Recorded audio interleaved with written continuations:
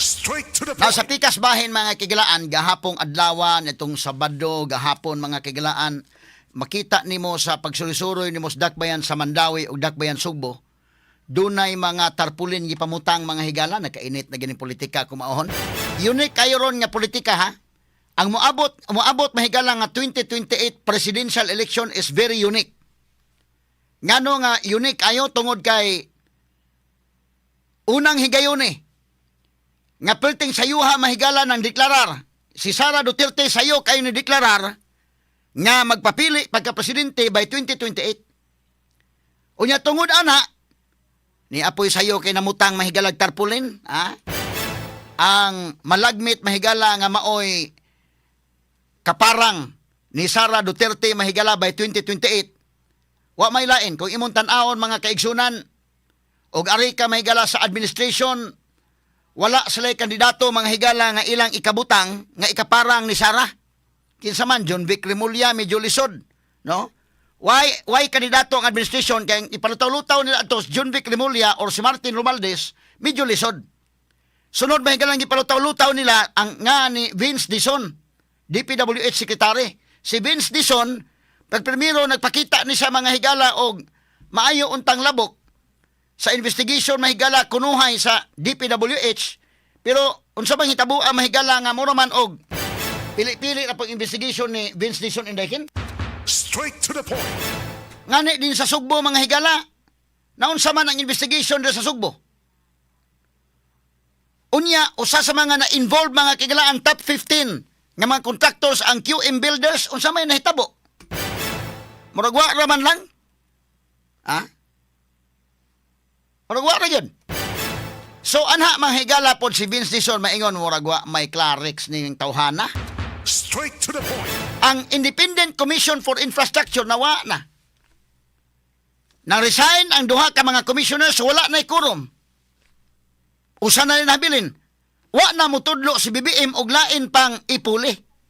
So mahitabo ani, by March 31, ang ICI hingpit na mga higalang bungkagon. So wa na ang investigation sa flood control. Og aripog ka mahigala sa Senate, di po mga higala mo imbestigar sila action. Adto po ka sa ombudsman, to po nag-atang mahigala si Crispin Remulla, wa po'y ganang mo imbestigar. Asa naman padong ang mga tao? Asa naman padong ang mga tao? So, muna akong question ron. So, sayo kay niinit ang politika, kay si Sara mahigala, sayo man sa nideklarar. Nya, mauli gini, ang history na sa Pilipinas, kanang sayo ka mo deklarar, mapildi ka. Mauto ni tabo ka na to, si Binay, sayon deklarar, pildi. Kato si Villar, sayon deklarar. Nga naman, napa may time nga demolition job. Kadto mahigala sa Villar, demolition job ni Villar. Ang isyo nga gipadako mahigala, kadtong C5 scandal. Ang kang Binay, Makati scandal. Pildi sila. Kini si Sara, sayo man i-deklarar, mapildi ka ni or mudaog. Straight to the point. Unique din kang Sara. Kaya ang imo mong ang palangan-langan kay declare, kay aron nga di katirahan. Kini kang Sara, ni sayo man sa ni-declare. Unique din kang Sara, kaya nahunang Sara, total inyo naman kung gitirahan daan.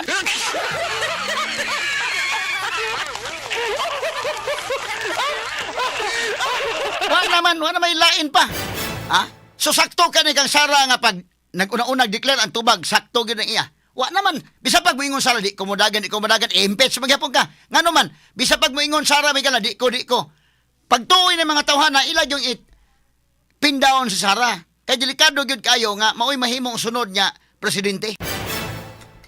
So bisa pag moingon Sara nga wa koy plano ana di pa ko mo decide. Kung kabantay mo ang mga congressmen, labi na tong sakop sa Quadcom, ang ila mahigalang pagtira ni Sara, good as candidate si Sara. So sa pa may iyang langan-langanan, so sayong ni-declare Sara. Sige, okay, dagan ko by 2028. Unique ning iya. Basin siya exception mahigala sa sayong ni-declare nga ni Daog. Straight to the Pero point. tanaw nun, pana. Kay ang tanaw sa administration, si John Vic Remulla o si kinini ang Martin Romualdez sa administration, wa man gi ikakaya. Nigawas nga ni Vince Dizon muragwa sa gihapon. Tulo ning nanggawas administration. Dili sa Pink, tulo pod ang nigawas nga Leni Robredo, Risa Hontiveros o si Bam Aquino. So gipilian po ning tulo, medyo ang dunay chance Leni man. Straight to the na atong point. balik-balikan mga higala. So ang sa administration, nga ni Lutao, nga ni Martin Romualdez, nga mahigalang John Vic Remulla, nga mga higalang Vince Dizon, o giuman ang ngan sa mga Tulfo. Either si Erwin Tulfo or si Rafi Tulfo. Pero ni-deklara na mga Tulfo mahigala kay paggawas ilangan, tirahan sa sila dayon, igawas man sa dayon to mga higalang, mga anomalya nila mga higala matod pa. Basta ganing anak mga higalang Rafi Tulfo dito sa Amerika, perting tagay-tagay mga sungkiting paminaw nga, ipasiladaan tong bar dito sa Las Vegas. So nanggawas na, magawas sige dayon ang mga isyo kung mo deklarar na kaniha. Muna nga, ang uban mag-careful yun, pagpalangan-langan yung deklarar.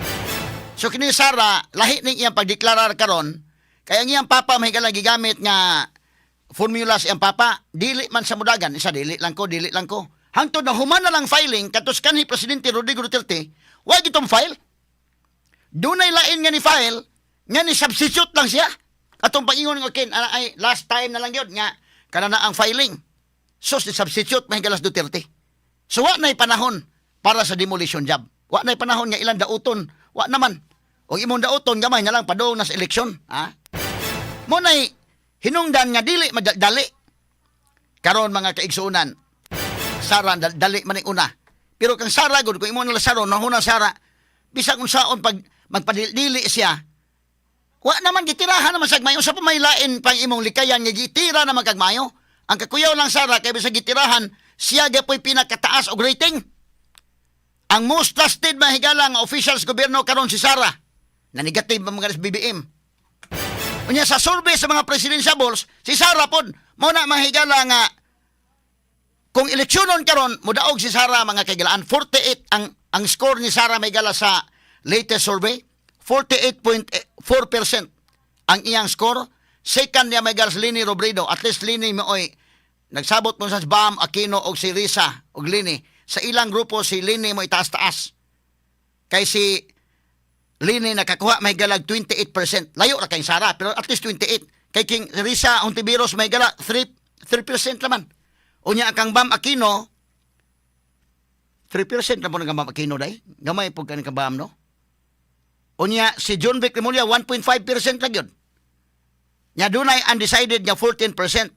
So muna nga nagsabot sila nga mahimo nga iipo na lang ang Pink og ang administration. Mo ni ang bugtong pamaagi nga mapili nila si Sara, maghiusa sila. Straight to the point. Basi nakakuan siguro sila atong kanta nga United we stand, divided we fall. So ang ilang gigamit nga formula kaniadto ni Sara ug ni BBM, nag-usa sila ang Duterte ug ang Marcos, napildi nila ang Pink. So karon ang Pink na pod og si Marcos may maghiusa, buhan mapildi nila ang Duterte. Ha? Mao siguro ilang gitinamban mahigala pag kuan. Muna nga kagahapon pa lang og niadtong milabay Sabado wa na. Human ni deklarar Sara mahigalap sayo kay ning mga tarpulin nga gipamutang. Nato ra gong tan-awon dong names, alma to. Nag-post po ko ini sa kong Facebook page mahigala gahapon. Asa man to names do na. Ang Paris mga higalang Lini Robredo, kini nasa Fuente man sa Fuente mga higala og sa kuan, Mandawi pusong serbisyo Lini Robredo, unsa ni? Integridad aprobado. Nindot sa paminaw, Lini Robredo, Integridad aprobado. Isa man ni Vince Dizon, lideratong may, unsa ni? Lideratong may aksyon.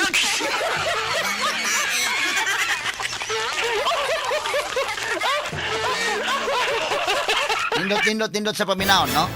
Lini Robredo, integridad sigurado. Vince Dizon, lideratong may aksyon.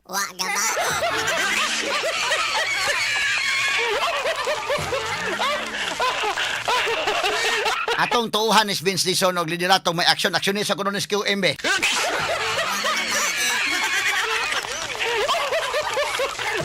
Kumusta man unsa may imong aksyon ni QM Builders?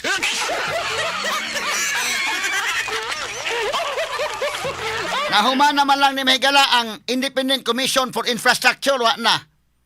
Manirado na karong October 31. Wa gyud seryoso. Muna mailhan gyud ni Marcos mahigala, wa gyud. Dili gyud sa seryoso nga gukuron ang mga dunay anomalya. Hay naman ang giingon ni BBM, mahiya naman kayo. Nga nagtukod ang Independent Commission for Infrastructure, ni-resign ang duha. Wa na makasabot mahigalas dagan, kaya wag sila budget na ni resign. Si Singson may unang ni resign, wa na di na makulom, wa sa magtudlo og iyang ibutang bag-o.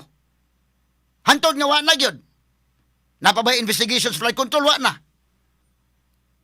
Medyo masumbalikan si Vince Dizon ining pero nindot paminaon pud ha. Nindot sa kanang imong kon ano bitaw sa eleksyon day para mahinumduman ka ba? No? Lini Robredo, integridad aprobado.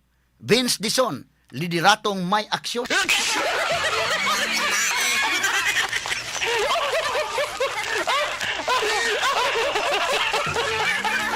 Ora man ni may kalag katungkuan ba? Parang awa niyo na. Pangatlong takbo ko na. Ibuto niyo naman si Nongnong Bautista. Wa gabae.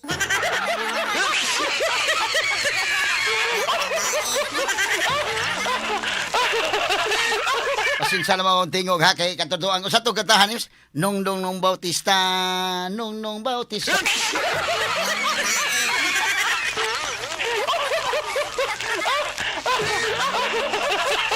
Imo ba iraim-raim gamay ba? Iraim-raim gamay. Ha?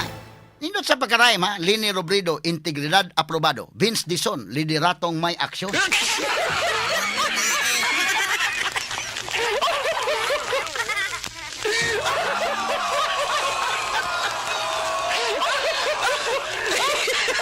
At tuloy lagi katawa mga kaigalaan. Naani sa Fuente, naani sa Mandawi, asa man to uban yung pamutang dong names. Pusong serbisyo. Oh. Kuan ni sa testing the water na ni or unsa man ni? Kisa may namutang aning maong mga tarpaulin. Ha? Kani nasa Fuente ni ang uban asa man tong uban dong. Asa man tong lugar tong uban, mura dito sa Mandawi tong uban. Kani, oh. So pa man ang plano ron nga magpares na ang administration ug ang pink para maghiusa sila pagpildi mga higala kang Sara Duterte. Straight to the Kay point. dili sila maghiusa man ang gingon ni Frank Drilon ug dunay third party, third force, kanang third force mo end up gyud pirmi nga third sa gyud. Straight to the point. Una nga ilan lang yung sabutan nga mag-usa sila para nga ila mahigalang matapol down si Sara Duterte. Straight to the Kay sa point. survey god mga kagalaan, bisag ipunon silang tanan sa survey.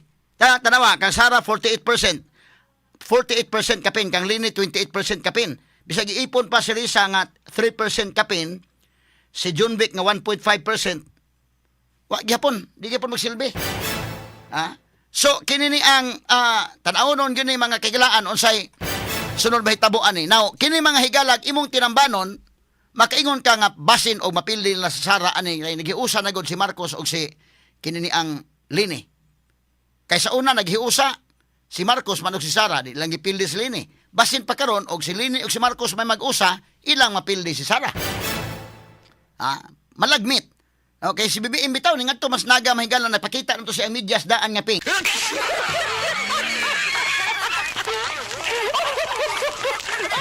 Kay si BBM mismo kasabot siya kung kinsa ray dunay capacity nga dunay by chance nga makapildi kani talawar ko nito sa naga paminaw nito si BBM dong. Paminaw to kadali ha. Be. Nabatoy audio ani dong. Nabatong kuan ani.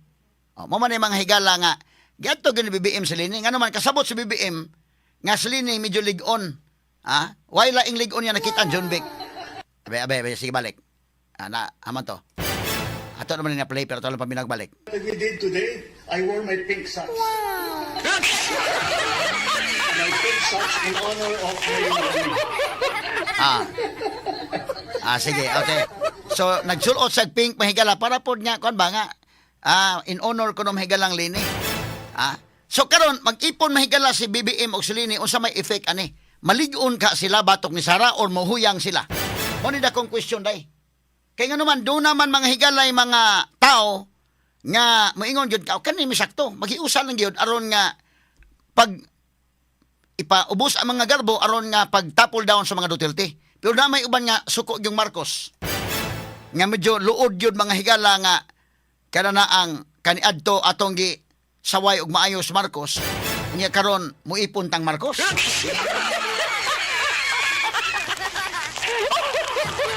Nya timan-an mahigalang Lini iya ganing itimang-timbang og maayo. Ang kabintahaan ni naka kandidato ka sa administration og dunay followers sa Lini kada kundi mahilis ang followers kay uban ani mga kigilaan ma-discourage man. Ako nuno kay mga istorya day nga ukis la. maghiusa. Pero na ko na istorya mahigala nga suko ni Marcos. Labi na katong panahon mahigala sa martial law nga dili sa makuyog ni Lini kung muipon ni Marcos. Ha? Nga naman, nawa ang prinsipyo. Unya, murabag ka ng gisuka ni mo, hingkaon kasi mo sukag balik.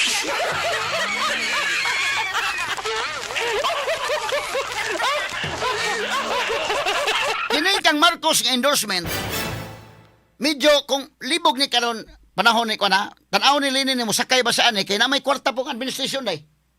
Ang makinarias naa sa administration, ang kwarta naa sa administration, medyo dunay advantage. So si Lini iyang timang timbangon og maayo ni nga mudagan siya og iyang saligan ang pink, medyo lisod og dili sa maghiusa. May pa maghiusa na lang. Mayo lang maghiusa, at least dunay chance.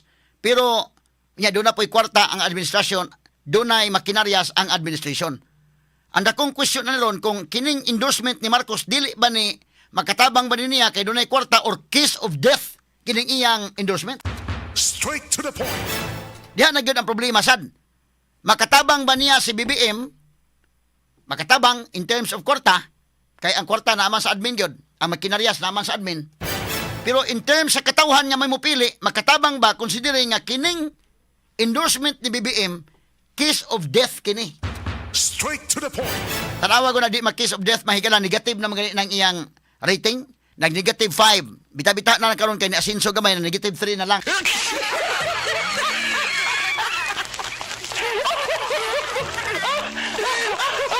Unya, importante man mga higala ang rating. Kay ikaw mo endorse ka, kinahanglan nga ang imong trust sa mga tao, importante na kay tuuhan ang imong endorsement. O sa may nitabo last election, midterm election.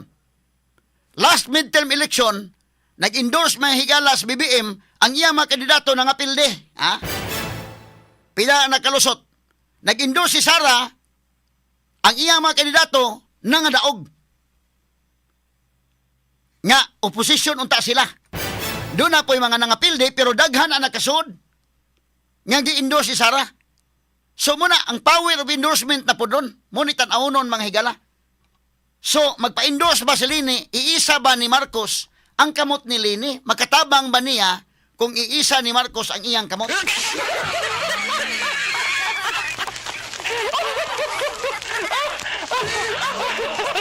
Muna'y dakong pangutan na ron.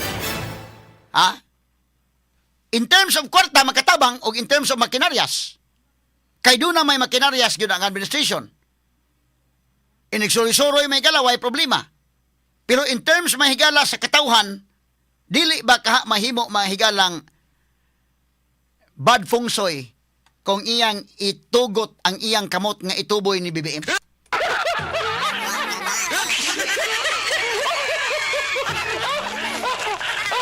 Usa ka higayon ni ana nagbangga sila pagka vice presidente, pildi niya sa BBM. Pagulbol mahigal sa BBM. Mo na ka sa BBM sa kasabot na nga sa linya gyud mo oy dunay chance pod. Mo na iya gyung gi panguyaban sa linya ron nga may mosugot. Buahan mahigala nga mo iyang ibangga ni Sara. Kay oras manghigala ro musipyat ni ron. Kani mga congressmen kabantay mo isog kay sa agin Sara kay nahinay ka naman ang mga mali-malitang kwarta. Uroy og musipyat mo presidente Sara disgusya gyud kadto nagkadawat sa mali-malitang kwarta. Magukod yun yung mga higala mga kurakot. Straight to the Kay point. panalitan kung silini may mudaog, kaduduhaan pa magukod kay sa pagukod na mahigalag doon naman yung mga ang man og iyang unayon mahigalas Marcos. Ha? Doon na magiging mga sabot ani nga ikaw mo isponsoran nga mo na.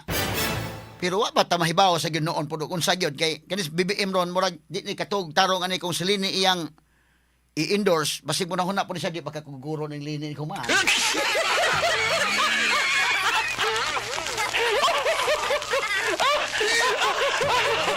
So kinay mahigalang papamutang ang mga tarpaulin dito sa Fuente, dito sa Mandawi ana. Kinsa may namutang ani? Kinsa namutang ani? Di ba sayo ra kaayo ang pagpamutang? Dili ba ni testing the water? Kung unsay kagat ba, mo kagat ba ang mga tao or dili ba? Eh kini mahigalang gigastuhan mo gini mga tarpaulin. Tanaw ko mga tarpaulin. Di man na ingon nga way gasto day. Igastuhan mo gina.